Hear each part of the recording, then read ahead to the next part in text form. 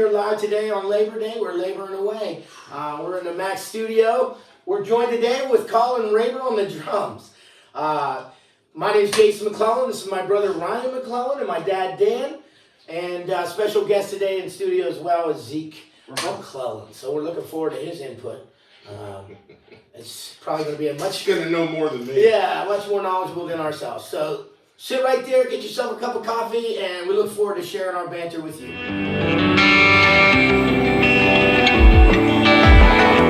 So we're going to dive right into the Buckeyes. An exciting Saturday. The score didn't really reflect how I did to my anxiety. I was a little anxious, I think, in the first half when I called Dad. But I was excited what I saw in the second half for sure. I've become the family psychiatrist at halftime. Yeah. Dad's like, don't worry, it's really early. I'm like, what the heck is Calm going down, on dude. there? Yeah. Calm down. So why don't you tell us a little bit more, Ryan?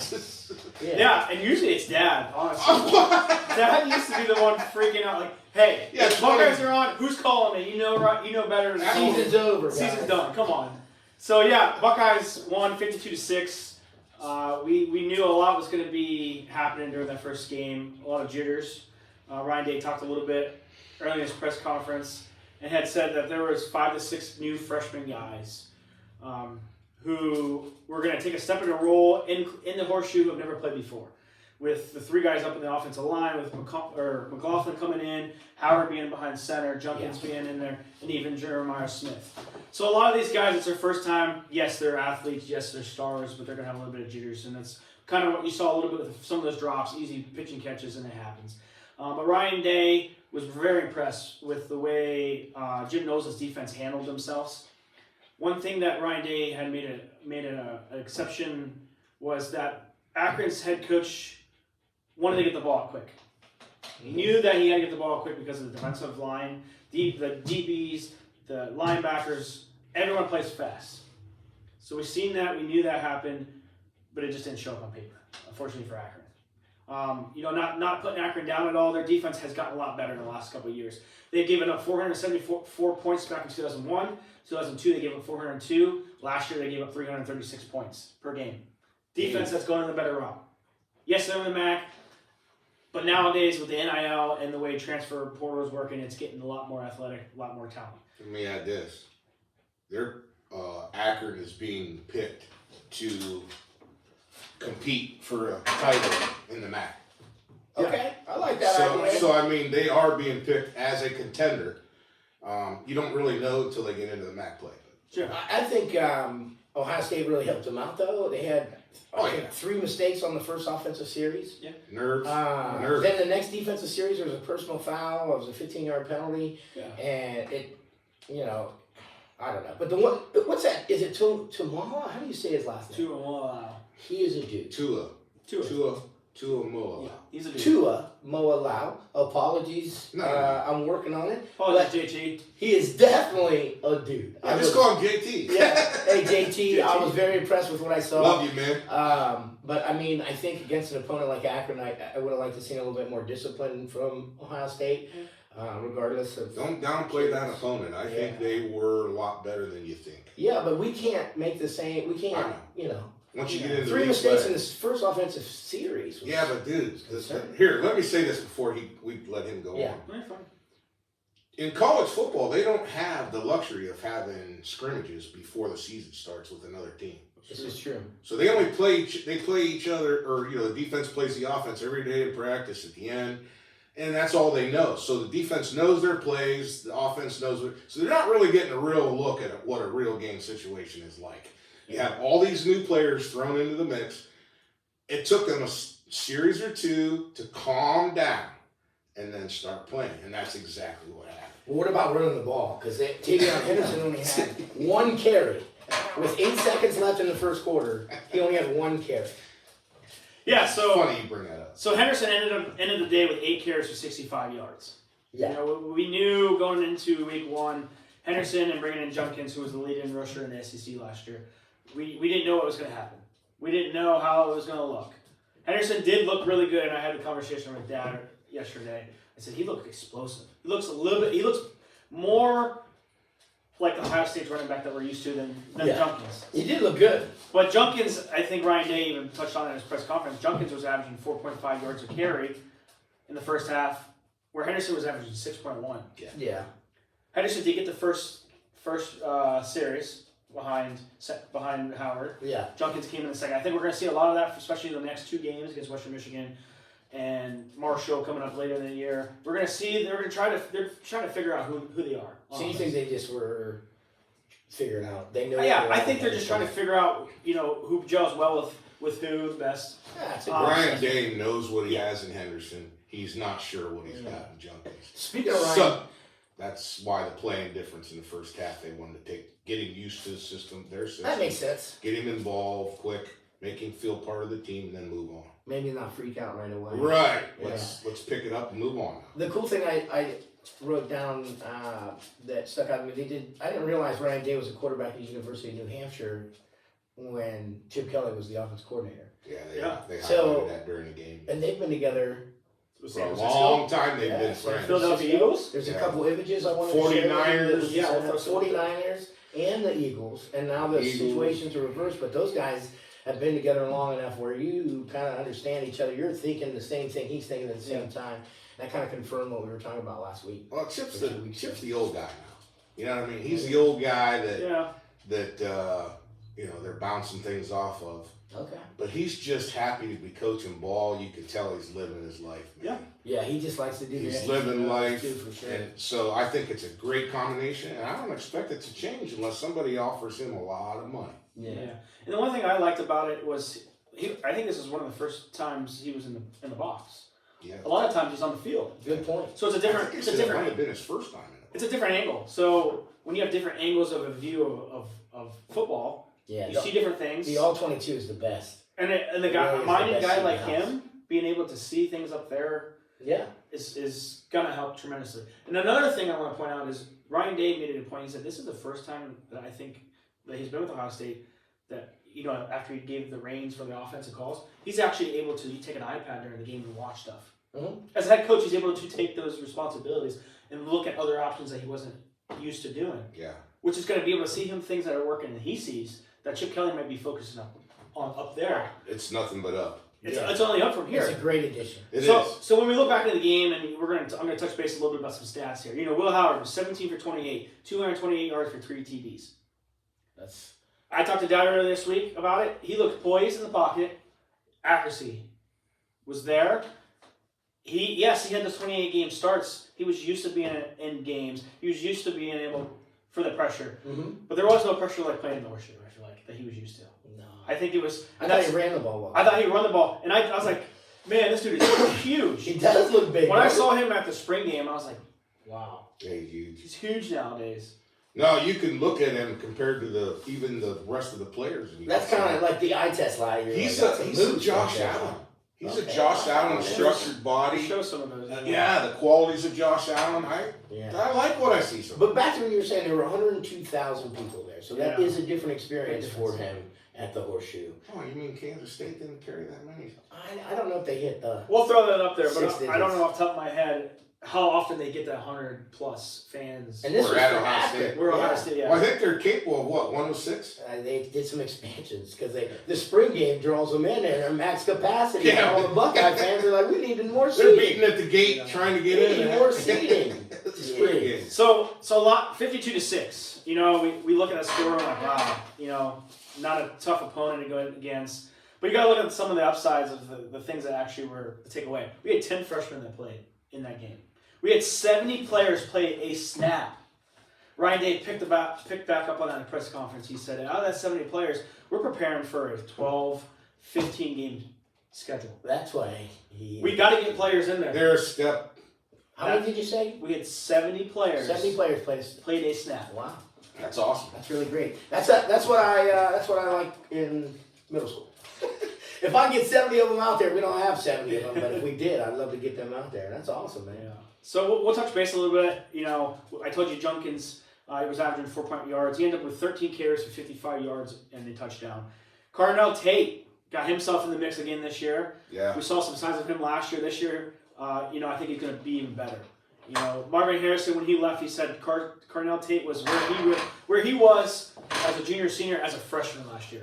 And he came away with 4 receptions for 58 yards and that 1 tutty. And then Abuka, was a highly ranked receiver coming into the year. He got 4 receptions as well for 51 yards, but I think a lot of that went towards Jeremiah Smith's success with 6 receptions for 92 yards and 2 tutties. They look pretty good. I think I don't know. I think Will Howard. He'll eat. There's plenty. There's gonna be enough. Well, there's they gonna be didn't enough to eat. understand. I don't think they knew what Jeremiah Smith was like. I didn't. They didn't double team him. He burned them all day long. And I think Will Howard trusted You him. can bet your butt, bottom baller, he's going to get some double team the rest of the year. And that's going to open up Ibuka and Cornell Tate. Exactly. That's what I'm saying. So you feed him the ball. Eater's gonna eat. You know what I mean? They're just gonna get them nummies. So. Offensive ways, yes, 52-6, but we also got to look at defense, guys.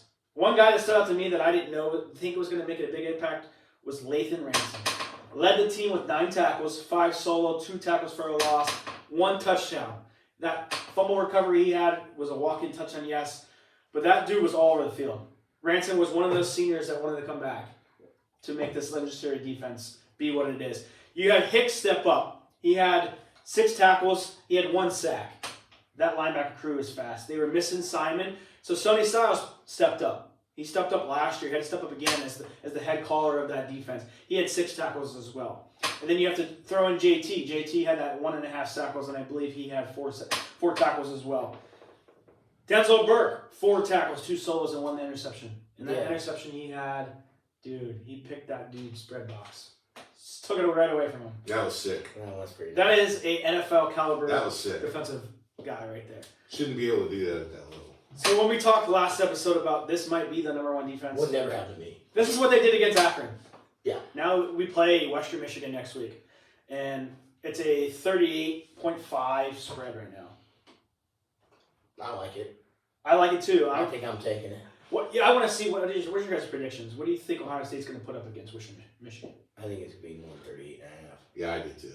I think they're going to. I feel bad for Western Michigan because Ohio State's now got their scrimmage in behind them. Sure. And they're going to come in knowing a little bit more what to do, what to expect. Can you imagine, though, think about this. Can you imagine being that player, first time in the shoe, first time going out on the field to play? Can you imagine? I'd forget my helmet, I think. You know what I mean? Just think. So that kind of explains. The stars are going to shine, man. Some of those some of those dudes are prima donnas. They are ready for the spotlight anyway. Yeah, some. But I'm just saying, like. Yeah, humble guys like freshmen, us. True freshmen, other than 102,000 people. Yeah. Yeah. So, keep that in mind. First couple series was a little shaky. That's and then after that, they got, all right, let's settle down. Let's play some football. I mean, Western Michigan did play tough last week. They played against Wisconsin. They got beat 28-14. Wisconsin. Wow, they kept it a game. Yeah, they kept it a game against Wisconsin. And I think if you look back in the rest of college football, there was a lot of competitive teams that we didn't think. North Dakota State gave Colorado all they could. How about USC last night? USC and Texas A&M went at it. A lot of good football right Texas now. A&M, yeah, they had a good game too. But LSU, USC last night was surprising. I thought.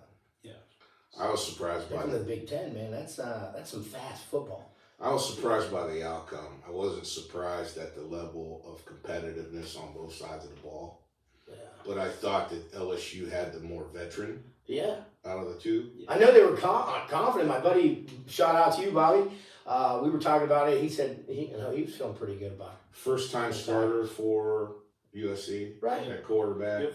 So they were a little unexperienced. I'm gonna say use the word young, but a little unexperienced yet coming in the first game. And then look what they did. But if you watch the whole entire game, at the beginning they struggled. Mm-hmm. Yeah. And I'm like, you know what? This looks just like the Buckeye game. They struggled a little bit. Yeah. But with Brian Kelly behind, calling the plays, being the head coach, you got a lot of experience. You got to trust LSU is going to be right there in the middle of that. But they started last year with a loss. They lost to Florida State. The last 5 years, bud. Oh, 5 years. Sorry, Bobby. That's rough. Mr. Coach Kelly there has not won an opener yet since he's been there. That stinks. So you feel sorry, you feel bad for him, bad situation, because they really outplayed USC for 3 quarters. Mm-hmm. Yeah, but USC kind of took control there in the 4th. Yeah. Well, you want to wrap up the Buckeyes and we'll. So the Buckeyes are playing Western Michigan. I think we all believe they're going to cover that 38.5 point spread. I'm very excited to see Will Howard again, second second run at it as a Buckeye. I'm curious to see if that offense with Henderson and Junkins continue to do that 1-2 punch. I'm looking forward to seeing those receivers take off. And anything, I'm looking forward to seeing that defense with Simon being back, seeing if that's even better than what they produced in week 1. So he called me too, by the way. That's too funny. He called me at halftime, by the way. Dad, what do you think of the running game? Yeah, just calm down, relax, bud. It's like they'll get going, and what happened? They got going. And what I pointed out to him is that you touched on it. He only had 1 carry or so at the beginning. That was it for a little bit. Yeah. That's what I said. Why weren't they running him and getting him established? Yeah. Then going to the other kid. And then I got to thinking about it, and I think it was more they wanted to get Junkin used to it. Yeah, and you got to think that was Chip Kelly's first offensive play calling for the Buckeyes. Yeah. Week 1. We're week 1. You're gonna have a lot of mistakes. You're gonna have a lot of things. Yeah. And they didn't show anything. Wait till we get to see the good stuff. So yeah, a lot to look forward for the Buckeyes the rest of the year. Yep. We're going to be watching it. We're going to be excited to see what the Buckeyes can do.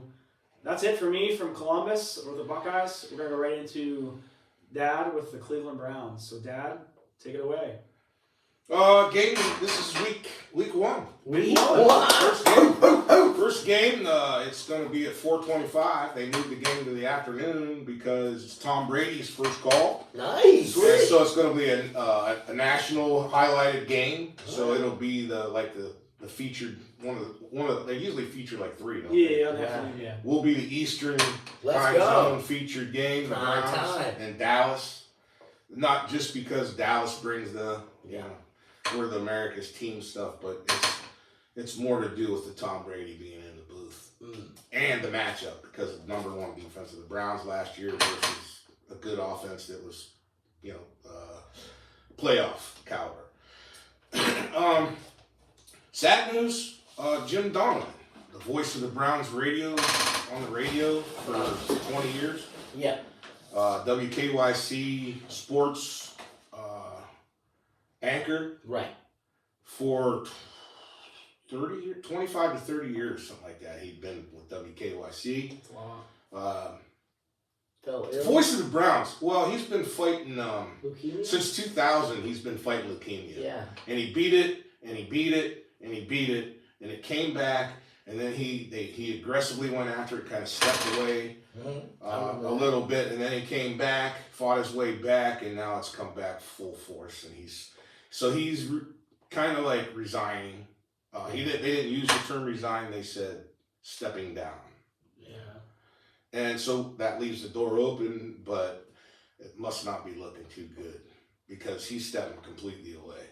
And so sending prayers. that's what I away. mean. We need to think and pray for Jimmy to keep on fighting the fight. For sure. And that dedication to Cleveland's been, without question. So, his love for the Browns. Voice of the Browns, man. The game goes farther than, just the game. So sometimes life gets in there and, you got to prioritize things. The thing about life is one door shuts, another one opens. Sure. So I'm excited to see what God's got in plan for us on someone new coming in and seeing how that goes. They could be good. It just seems like we've had good announcers from time to time. Do you feel you could do it? No. You don't think you could do a play-by-play? I'm just saying if there's an opportunity, somebody. It's tough. I could not. I think it's got to be pretty. My ADD. Travis, the nephew and your cousin's good. Shout out to Travis. Hey, Travis. Yeah, he's good. He's already doing the color. Job. He's doing the color analyst for the radio I think station. he did Dover's game on Friday night too. Yeah. Yep. So he's with Dover the rest of the year. Yeah. I think it's hard to be the main voice of a game and not get distracted. Your personality. It would be very difficult to do his job. Yeah. So. On the brighter side of things, we had some players return from the PUP list, which was very crucial because we had a week ago we had no tackles. Yeah. We had one. DeJuan Jones came back. Okay. Buckeye. Yeah. Big guy. He came back. He's a truck. They should call him beer truck. He's a buffet buster. Yeah, buffet buster. They got Oh no. he don't even really have to block. They have a long way around that guy. It's just Either side, either way you go, you got a long way to go. So anyhow, he's hard to move. the tackles came back. Jed Wills did not, but Conklin did. Conklin, I saw. Yeah. What's going on? Conklin is a right tackle in the Uh-huh. NFL. He's been a right tackle in his NFL career. He played some left tackle when he was in college, but he got he was working with his injury. He had a knee injury. Like this is the 2 years in a row consecutively, he missed the whole entire season with knee injuries.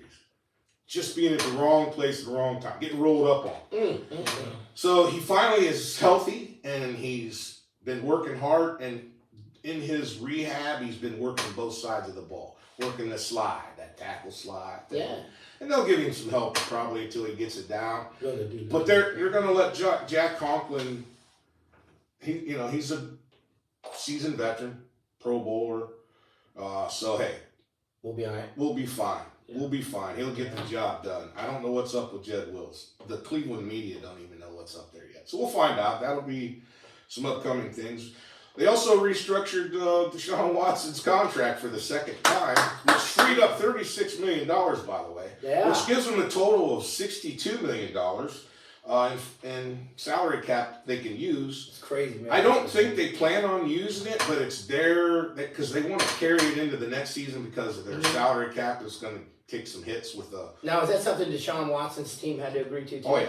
So I think that sends out a signal then, right? The players That's like saying it. Though. Deshaun is willing to come off a little bit of his money to better his team. When a contract is restructured, what happens is the player gets cash up front. Yeah, I seen his. Yeah. So they turn upfront money in, Yeah. so it's less on the back end. They play that game. Yeah. Every team plays the game. I'd take the money right now. Take the money So and run. the players are in favor of it. Was like, yeah, show me the money. Give me my. Live today. I'll take it now instead of Yeah. I mean, you're never granted tomorrow. With Well, that much money, I Hey, want something. yeah, exactly. I'll take $10 million up front this year. I can find a couple Take things two to do less, with two less, in, next year and the year after, something like that. But they did it for injury purposes. Okay. They got a little bit of a bank. Yeah. If someone, especially at left tackle, we're not real deep in right now. Yeah.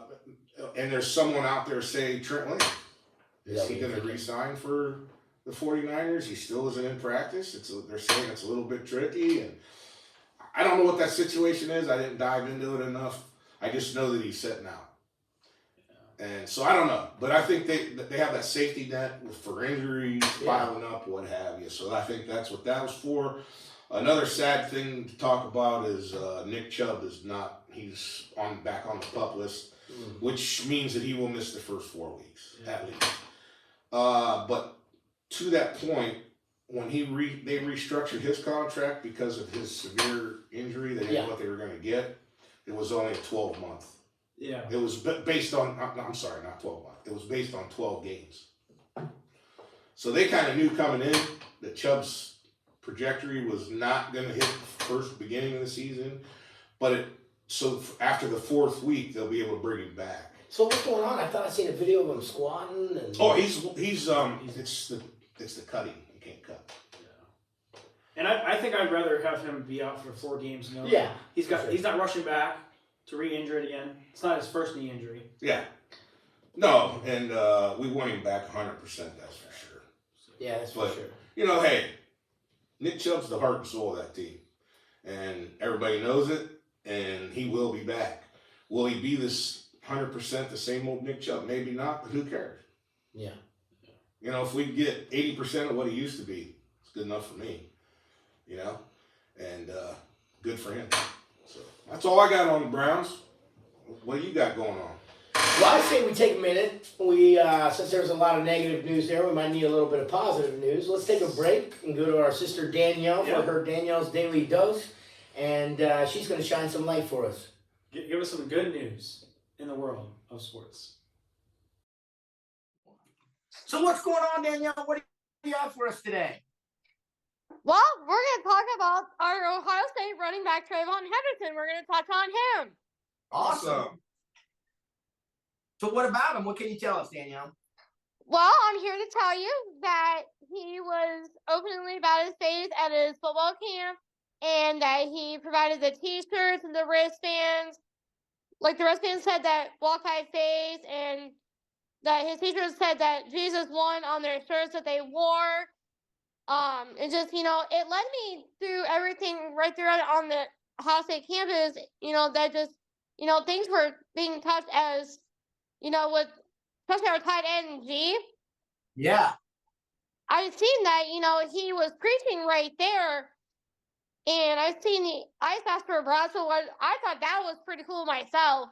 Yeah, he gave a guest speech sermon a week prior at a church in Columbus, and then I heard he was preaching down there. He was preaching at this. Yeah, and when he was preaching, I thought that was a very spiritual movement. Like I was like, wow, Right, this guy, man.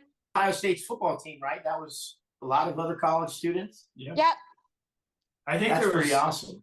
I think it was just a couple players actually. Yeah. That went up and spoke on the JT microphone. was up there. Was not afraid to show their Christianity, and I think there was over 200 people there. yeah, all Christian students. And then how'd they end the night?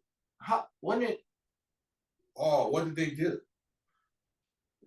They Was there any baptisms, anything like that? yeah, they. When I was talking about the ice bath day, when I was talking about that, The ice bath. that's when the baptism started. When they brought that out, that's when everything all started. That's awesome. Yeah. I thought so myself, and I thought, okay, yeah, all these players are now showing up, willing to, go to fall camp, and now with the baptizing things going on, it's very excited because even with our tight end being the preacher about things, that can move these players big time, and it's a big proponent in the locker room, right? If you got positive, faith-centered guys in a locker room, it's really good for your culture. So I agree. Yeah, I thought that was pretty awesome too. Yeah, me too. Well, that's all. How's life been for you, Danielle? You been good? Yeah, I just went to that Dover thing for the end of the summer celebration with all the kids. Man, was that packed? Oh my goodness. Yeah, I heard the fireworks, so that was a fun. Tell them the great news though. Tell them the news. Oh yeah. I was gonna call you last night, but I didn't want to bother you because I knew you were in bed last night. I just didn't want to bother. But I got a picture with Hunter Armstrong last night. Let's go. The gold medal winner from Dover. Yeah, I was gonna call you Jay. I was gonna call you last night, but it was too late. I didn't want to bother you last night. I appreciate it. I'm an old man now, so I go to bed pretty early. But Hunter Armstrong is a pretty big guy, huh? Yeah, because like I was in there doing something, and Can we paste it? I was sitting there watching cars, and I just heard like these sirens coming down the road. I'm like, what in the world? You want to find out the Consent that you can. I don't know. He's not telling you to hide in your bedroom. No. You know what I mean? He knows that he's taking a picture with you, and you're gonna post your it. social media. Now, yes, you're gonna post it. You're gonna show off. But hey, Danielle, I thought you did a great job. Thanks, Danielle. We appreciate you bringing that positive insight, putting a little bit of sunshine in our room and in our days. We love you, and we look forward to more Danielle's Daily Doses and future shows to come. We're going to transition real quick into a fantasy football aspect. I had a couple drafts. I know Ryan had a draft. Yep.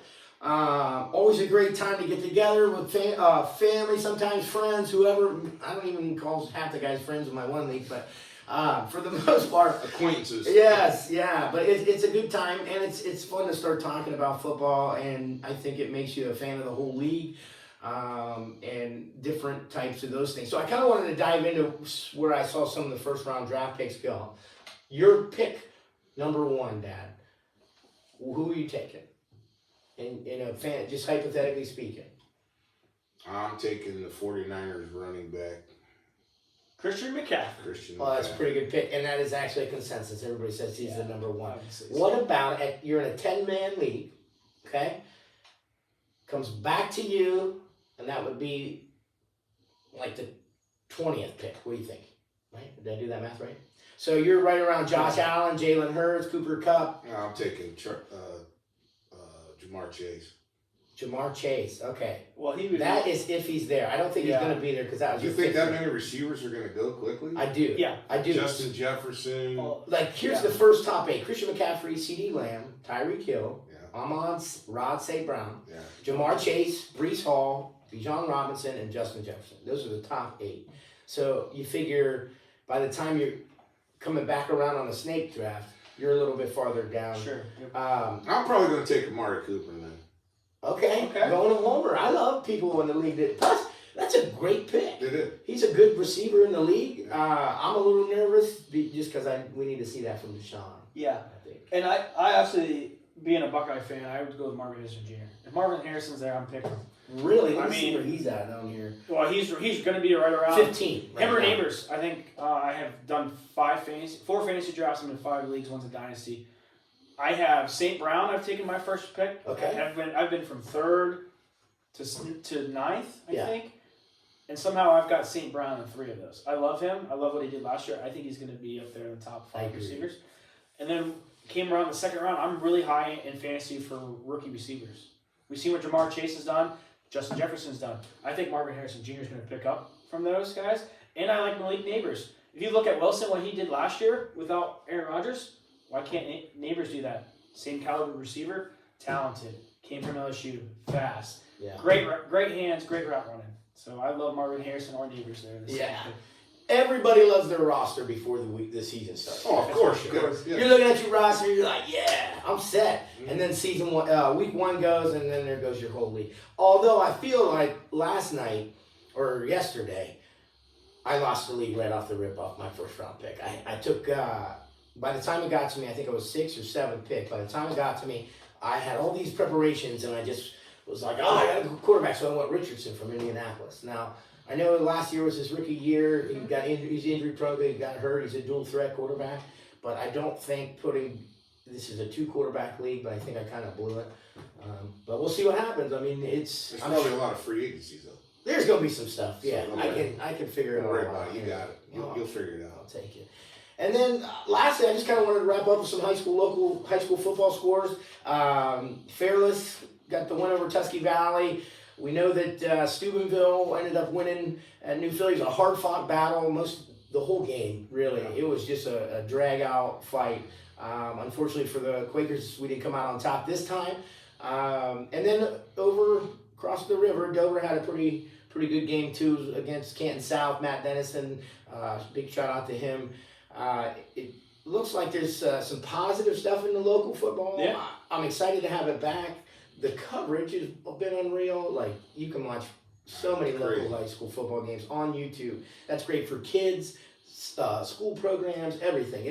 It's very encouraging. Looks like Garraway got their win last week too. Newcomerstown, Ridgewood, Buckeye Trail. So, I mean, area teams off to a good start. Some of them are a little slower than others, and that's the exciting thing about high school football. You can start off 0-2 and end up in the playoffs. I think that is definitely a thing that you can do. So Tusky Valley has a new coach. Tusky Valley does have a new coach. On Matt Dennison's side, benefit. Let's give him the benefit of the doubt here. His numbers are down. I don't know if the school's experienced a real drop off, and just like every other school starting to experience a real drop off on number of boys. Yeah. But it looked like a JV team. That's what it looked like coming out on the field. As far as numbers. So he doesn't have a big Yeah. pool of talent to choose from, Mm-hmm. and they still played really well. Yeah, You could tell they were well coached. And that's something I was there. He's gonna do. Matt Dennison's gonna coach. He's gonna have those boys ready to go. Yeah. He'll do the best he can with what he has, and he's a winner. So And he's going in his 4th year, correct? I think it's Yeah, because Coach Johnson's yes, his 4th year. fourth season of camp. So when you're in 4 years, you got to think this is your first freshman class, but you got to start establishing that younger age to get to your system. Yeah, Coach Dennison is a system kind of guy. for sure. He had an affiliate, now he's got Canton South. So I think with his knowledge and his history, he's going to be just. One thing I noticed now, you might be able to tell us about New Philly game, but I was at the Dover game, and because my granddaughter was getting to cheer, Yeah, and so one thing I noticed is both teams platooned a lot. It seemed like extra players were getting to play more, and I attribute it to the heat. It was extremely hot. Yeah. It was. And so I saw Dover subbing in and out. I saw Kansas subbing in and out a lot, 2 to 3 players a play. So they were keeping kids fresh and not overheated. Yeah, that's smart. And so I think a lot of it had to do with some of that too. But and I don't know if that's going to be a factor the rest of the year. You know, no. Week 3, I think it looks a little bit more cooler. And as far as we go into September, October, we're starting to get that fall. Much more comfortable fall out season. there today, huh? Yeah. Yeah, it's nice out there. I'm surprised my wife hasn't thrown out the fall decorations yet. Ooh. But you know what? When we see Hope fall kids are decorations, football, Hey. we're Football dead into time. it. Our It's just welcome a start. mat's now pumpkin spice. Yeah. So yeah, shout out to Jason when he said earlier at Big Z Sports, WJR. Thank you for those access to watching games at any point. There's people from Florida watching these high school kids. It's so awesome. It's awesome for kids around the area, their grandparents to be able to watch them from Florida, from California, from Texas. I've got buddies that live in Seattle and Florida Yeah. and in Texas who can still watch high school football games. So thanks to And WTZ. So shout out to can- their sponsors, so man. can All you- their sponsors Yeah. are local Yeah. businesses. Can Big you shout answer out a to them. question then? Try Do to. you think they had this in mind when they joined? Was to be able to open up the media I believe. with it covering local teams now more twice as many. Yeah. Yeah. They're able to cover twice as many teams together as a one. So I'm wondering if that was part of the vision when they came together anyhow. That's what I'm telling. I know that when they went AM, FM versus AM, FM, there were some issues there, and I don't know. So I don't know exactly what happened. I'm just glad it did. Yeah. You know? So you might be able to give us some insights that you. I mean, I'm sure they've seen that as a possibility from what WTZ has done the last 4 or 5 years that I've been into it. They've seen the success of it and the feedback. You know, feedback is huge. We accept feedback for our podcast. Yeah. Everyone loves feedback. They understand what we Except say for back. the negative stuff to keep it positive. Try to keep it constructive. Constructive. Keep the negative comments personal. You just come right at me and tell me. That'll So I think their point of just being able We to want access nothing but love in our life. Yeah. access more games out, I think at the end of the day, is just getting the love for the kids and being Absolutely. able to access it at any point. So I think that merge was a great opportunity for more. Yeah, and I also think it's good for the sport. Yeah.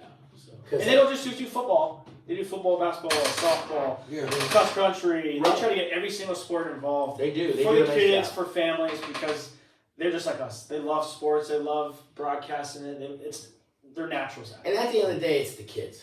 It is. It's just all about the kids. It is. And that, because, I mean, And that gets lost a lot. yeah, it does. It gets lost a lot by the adults. Unfortunately. You know, buying into the program too much. It's almost like they're, a professional Living team. vicariously. Yeah. A lot of bleacher coaches. Putting a lot of pressure Really on good- some young kids. Really good coaches available in the bleachers if you're ever in need now.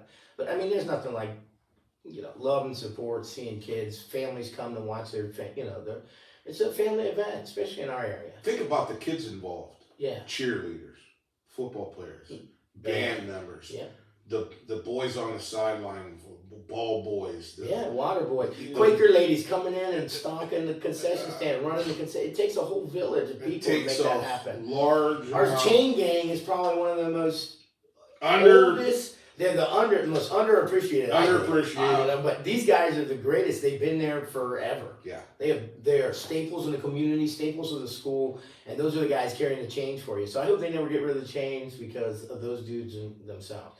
And it's nice to have them there.